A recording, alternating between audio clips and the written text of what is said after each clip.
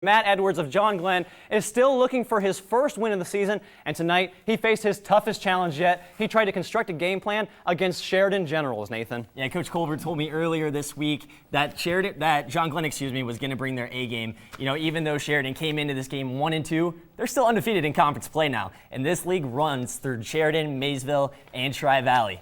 So out to the Gridiron we go. John Glenn head coach Matt Stewart searching for his first win of the season. Meanwhile, Paul Culver is still looking calm. He's trying to remain unbeaten in league play. Now, Ben Rhodes started off the game with a bang on the first play from scrimmage, putting Sheridan up 7-0 early, but not much going there. He gets stuffed on a 4th down conversion.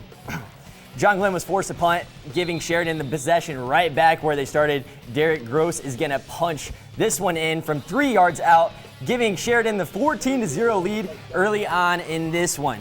Now Matt Stewart in shotgun for John Glenn, rolling right to find who else? Justin Haycock, this guy. Let me tell you, he was a beast on defense in the first half, and hey, he can help out a little bit on offense too. Next play, Shane Bonner is absolutely stuffed by this really tough Sheridan defense. But, hey, Matt Stewart's going to go to him again, this time for a first down. Coach sticking with Bonner for the majority of this drive. He was just spearheading this offense all night long. So 8 minutes remaining, and Bonner's going to find the end zone on this play, cutting John Glenn's deficit to 14-7. Now, a little trickery here. Sheridan looked like they were going to punt the ball on 4th and 3, but the punter, Jarrett Munyon, coming up with the ball. He has that carry. But meanwhile, Dylan Dupler's going to have a little fun here. He will look like he was in the play action, but he's going to take this one for himself. 19 yards all the way down the left sideline. He gives that John Glenn guy a little push right there at the end of the play. Now 2 minutes and 41 seconds remaining in this one in the first half. And why mess with a good thing when it's working? He gets his second touchdown of the night as Sheridan goes up 21-7. And John Glenn's defense, they just could not find an answer for Sheridan's running game all night long.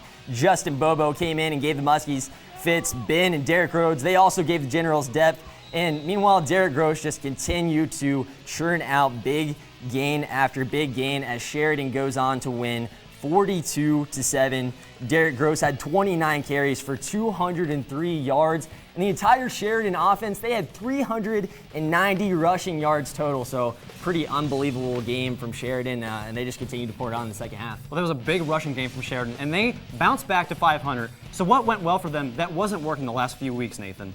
Well, yeah, they weren't turning the ball over, first of all. Last week against Zanesville, they coughed the ball up a whopping 5 times. And Coach Culver, he hammered that in practice to their guys and must have stuck with them. The backs must have secured an extra hand on the ball tonight, and in the end, their rushing attack looked smooth and comfortable all night long. And you mentioned that the Generals accumulated 390 total rushing yards. How dominant were they tonight? Oh, they were extremely dominant. Now, I knew coming in that Sheridan was going to run the ball, but 390 rushing yards, that's phenomenal. Derek Gross simply took over this game. When he scored his first touchdown, he touched the ball 4 out of 5 times. And his second touchdown, he carried the ball 9 out of their 12 plays, while the Generals ate up over 5 minutes of the clock. He consistently picks up about 6 or 7 yards on almost every single carry, which created an absolute nightmare for John Glenn all night. Well, that was another tough break for the Little Muskies. They fall to 0-4. When do you see them getting this first win, Nathan? Well, it's a tough decision. I mean, next week they travel to Philo, and so I see their best chance coming in week 6 against Morgan. Shane Bonner in the offense, they showed signs of potential tonight, but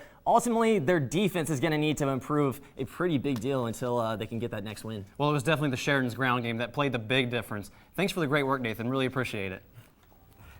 When it comes to